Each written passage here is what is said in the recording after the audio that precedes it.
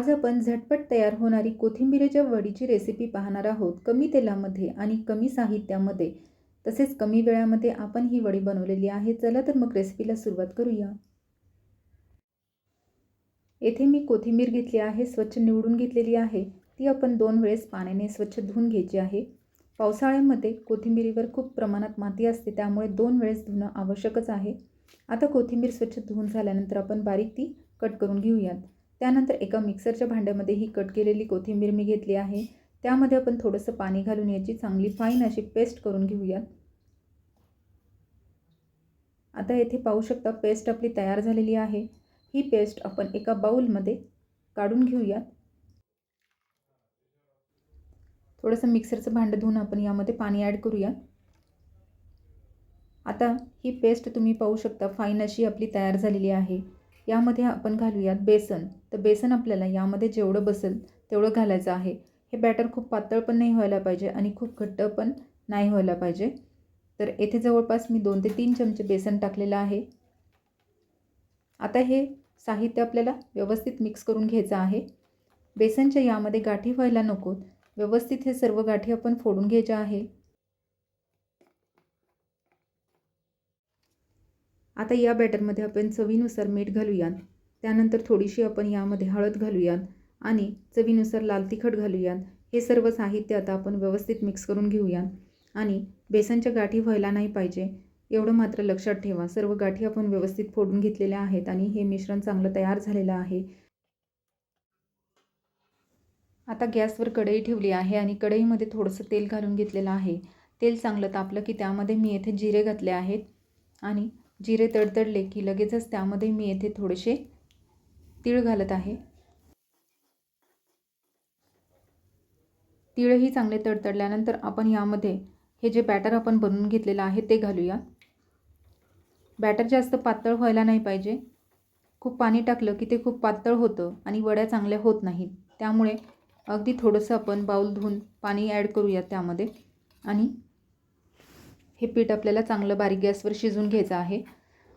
मोठ्या गॅसवर ते खाली लागू शकतं, त्यामुळे बारीक गॅसवर हे चांगल्या पद्धतीने आपण शिजवून घेऊयात। शिजवताना चमच्याने असं सतत हलवत राहा म्हणजे गाठी होणार नाहीत।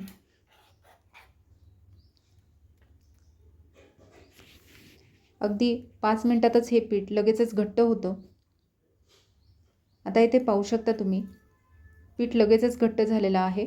त्यानंतर थोडंसं आपण इथे तेल घालूयात। 1 ते 2 चमचे मी तेल घातलं आहे आणि व्यवस्थित हे मिक्स करून घ्यायचं। नंतर तेल घातल्यामुळे वडी पण आपली छान मस्त होते। अशा रीतीने पीठ घट्ट झालेलं आहे। इथे पाहू शकता मस्त गोळा आता हा बनलेला आहे।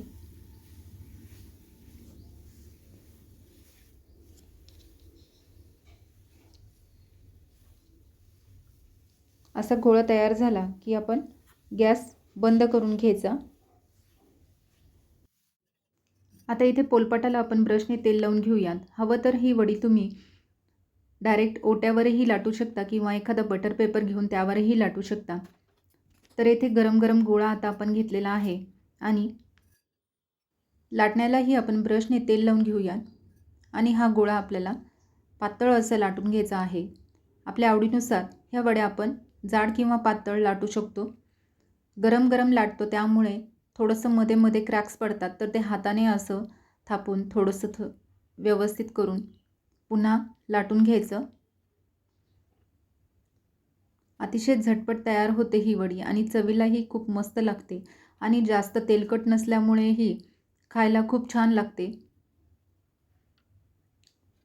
या वडीच्या बॅटरमध्येच आपण तीळ आणि जिरे घातल्यामुळे वरतून फोडणी घालायचीही गरज नाही। साईडच्या कडा आपण काढून घेऊयात।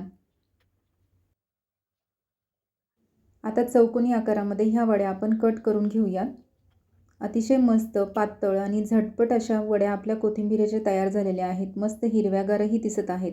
एका प्लेटमध्ये आपण ह्या वड्या काढून घेऊयात। खूप झटपट ह्या निघत आहेत, करायलाही अगदी सोप्या आहेत। तुम्ही पण ह्या वड्या नक्की करून पहा।